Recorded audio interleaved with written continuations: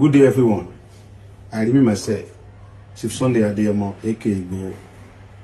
First of all, my sincere appreciation goes to God Almighty, the Master of the universe, for making this day.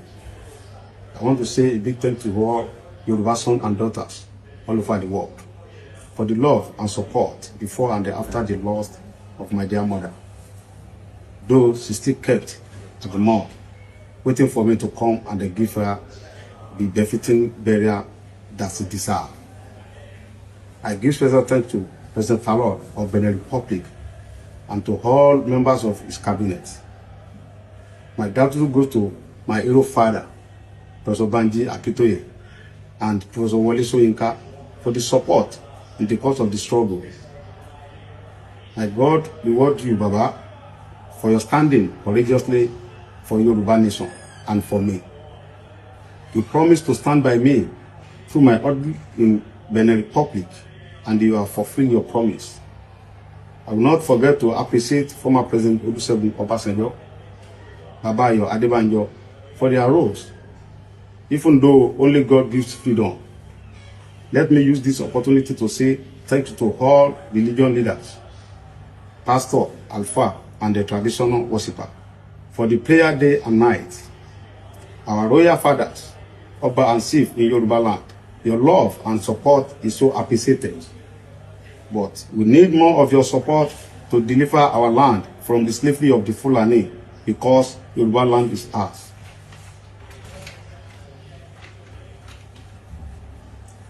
Although I have many Obas on my list, but Oba Francis Olusola Alao, His Majesty, the Olugbon of Orile Igbon, Deputy Chairman of your State, Council of Obas and the Chief, Kábíyèsí Ọba Totin, Oníbàrígà of Bariga, Kábíyèsí Ọba Tejoso, Oníkenta of Orile Kenta, Kábíyèsí Olúgbò Ọba EFO, CON Frederick Akinritan Obateru, Olúgbò of Igbo Kingdom. Your love and support is well appreciated.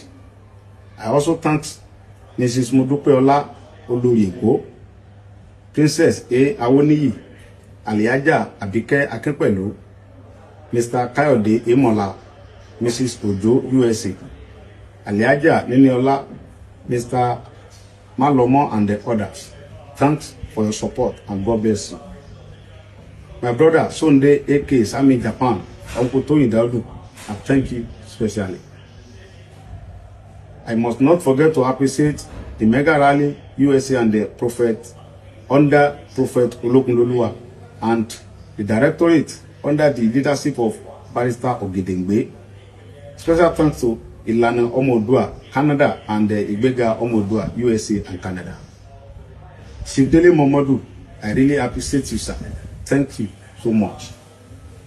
I also my sincere appreciation to Mr. and Mrs. Ayola Adenike Oladokun, USA, Mrs. Janet Fasaki, USA, and also one of my brother and wife from their immense support, though they don't want their name mentioned.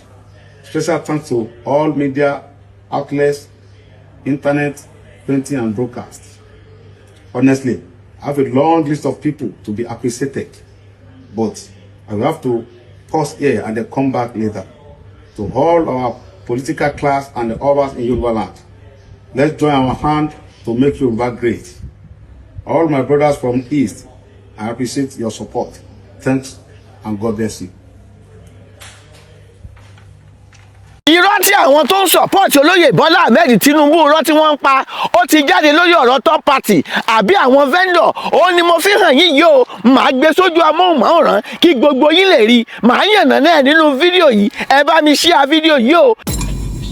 Chicago State University, where I graduated, has attested to that. Now I can announce that I've received my original replacement degree certificate from them. Journalist kan nílùú Chicago ó náà ti jáde sọ̀rọ̀ ó sọ̀rọ̀ nípa Chicago State University ibẹ̀ ló ti graduate nínú Chicago University àwọn tó ṣe kí ni tán fọwọ́sowọ́pọ̀ pẹ̀lú oyè Bọ́lá Ahmed Tinubu láti ṣe wùrùwúrù ọ̀rọ̀ yìí ó wà nínú Chicago State University. Ó sọ bẹ́ẹ̀, ó ní kò jọ òun lójú, ó ní kì í ṣàkọ́kọ́ ṣe wọn rèé, ó ní wọ́n ti ń ṣe tipẹ́. Ẹgbọ́n tálákùnrin sọ kí n tó máa tẹ̀síwájú ọ̀rọ̀ mi. There are people inside that university that were conspirators in this whole thing. That would not shock me at all. Ẹ má jẹ́ ká wà bias. Despite the fact wípé ọ̀rọ̀ ethnicity, ọ̀rọ̀ Yorùbá, Yíbò, Haúsá, ẹ jẹ́ ká gbé sẹ́gbẹ̀ẹ́ kan. Let us face the reality. This time around, ẹ jẹ́ ká face reality. Ẹ jẹ́ ká gbé ọ̀rọ̀ ẹlẹ́yàmẹ̀yà, ẹ jẹ́ ká gbé sẹ́gbẹ̀ẹ́ kan lórí ọ̀rọ̀ tó wà nílẹ̀ tó ń jà fìtàfìtàn lórí ẹ̀rọ ayélujára. Deposition tí Chicago State University tó ṣe ó ti jáde o, very simple. Ọ̀rọ̀ yìí ò ń ṣe pé ká máa ṣe àríyànjiyàn lórí ẹ̀rọ ayélujára mọ́. 200 pages ni deposition tí wọ́n ṣe, ó wà lórí afẹ́fẹ́. Ìwọ tó bá mọ̀ kó lè farabalẹ̀ lọ kà á, lọ wo ohun tó kọ síbẹ̀. Kí n tó máa tẹ̀síwájú fídíò kí n tó analyze ọ̀rọ̀ yìí, ẹgbọ́n tí olóyè Bọ́lá Ahmed Tinubu sọ ní Chatham Hall nílùú London kí n tó máa tẹ̀síwájú, ẹgbọ́n tó sọ lórí ọ̀rọ̀ certificate yìí. Now I can announce that I've received my original replacement degree certificate from them. Wọ́n à nífẹ̀ẹ́ lòmíì ṣe mí o, ẹni tẹ́ ń wòye olóyè Bọ́lá Ahmed Tinubu tí ń ṣe ààrẹ orílẹ̀-èdè Nàìjíríà olè ń wòye o, tó sọ wípé pẹ̀lú ògo Ọlọ́run inshallah o, òun ṣe kí ni, òun ti gba replacement certificate òun lọ́wọ́ Chicago State University. Ọ̀rọ̀ yìí ò ń ṣe ń tà ń gbà bí ẹni ń gbọ́tí.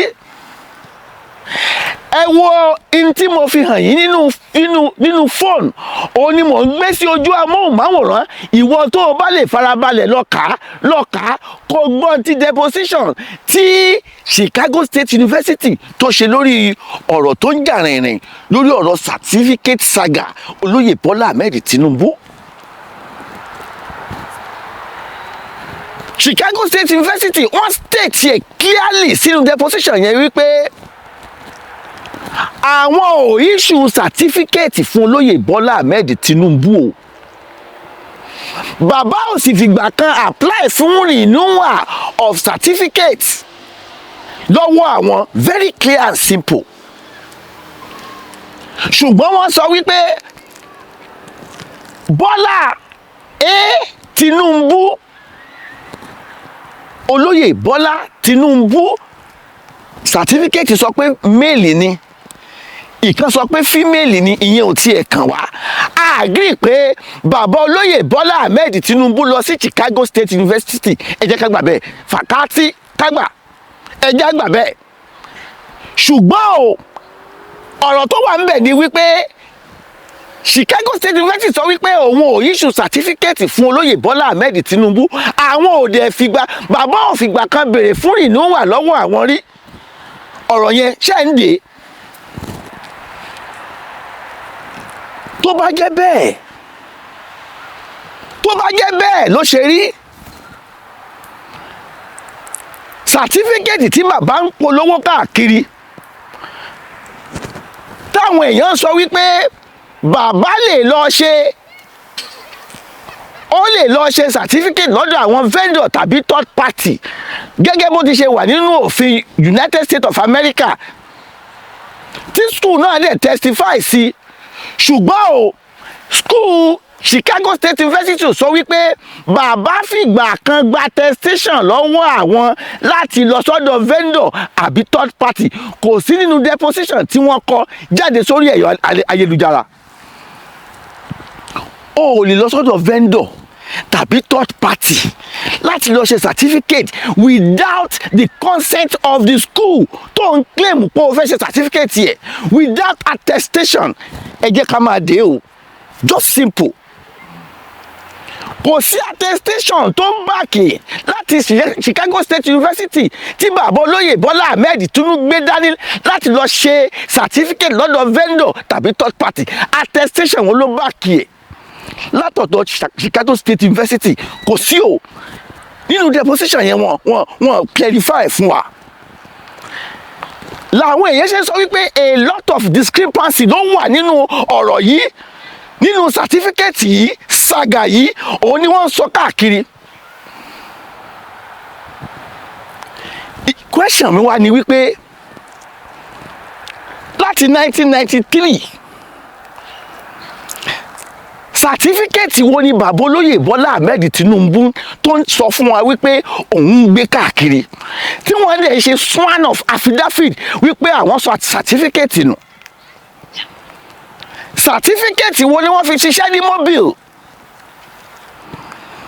tó bá jẹ́ pé just common men ni wọ́n ti fire ẹ̀ tipẹ́. Mo ti rí a very close friend of mine tó ṣiṣẹ́ ní báǹkì fún ọdún kan after tí wọ́n verify WAEC result tiẹ̀ wọ́n lé kúrò nínú báǹkì yẹn wọ́n lé kúrò wọ́n ní kò ṣe kíni WAEC result tiẹ̀ kò múnádóko ó dẹ̀ ní result ó ní result HND ṣùgbọ́n wọ́n sack ẹ̀ because he's a common man. Where there is law, there should be rules and regulation. Níbi tí òfin bá wà ní Nàìjíríà yìí, rules and regulation gbọ́dọ̀ wà. Ṣàwa ń tẹ̀lé bí? Ṣàwa Nàìjíríà ń tẹ̀lé bí? Nigeria is made for the richest people. Those that rich, àwọn ló ń benefit Nigeria. The common men are suffering bitterly. Àwọn common men ló ń jìyà Nàìjíríà ṣùgbọ́n àwọn tó wà òkè wọ́n ṣe kí ni wọ́n ń fọwọ́ bo gbogbo àṣírí wọn wọ́n ń fọwọ́ bò mọ́lẹ̀. The question of the day is that wọ́n sọ pé bàbá olóyè Bọ́lá Ahmed Tinubu ò lọ sí Chicago University ẹjẹ́ àgbà bẹ́ẹ̀ fàkátì. Ṣùgbọ́n tí wọ́n sọ ni wípé certificate tí bàbá provide fún ANEC wọ́n ṣe kí ni wọ́n ní kò múnádóko. Wọ́n ní kò múnádóko ká má lò pé wọ́n fọ́ọ̀jì ẹ̀ nítorí pé àsí ń bẹ̀. Nígbà tí school tó ń claim wọ́n ti pẹ́ certificate sọ wípé àwọn kan làwọn issue certificate wọ́n dẹ̀ fún bàbá ní attestation láti lọ ṣe certificate lọ́dọ̀ third party àbí lọ́dọ̀ vendor níta níbo náà bàbá ti wá ní certificate tí wọ́n provide ní INEC.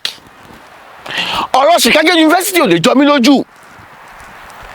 Chicago University kò lè jọ mí lójú because crime record wọn kì í ṣe kékeré. Journalist kan nílùú Chicago òun náà ti jáde sọ̀rọ̀.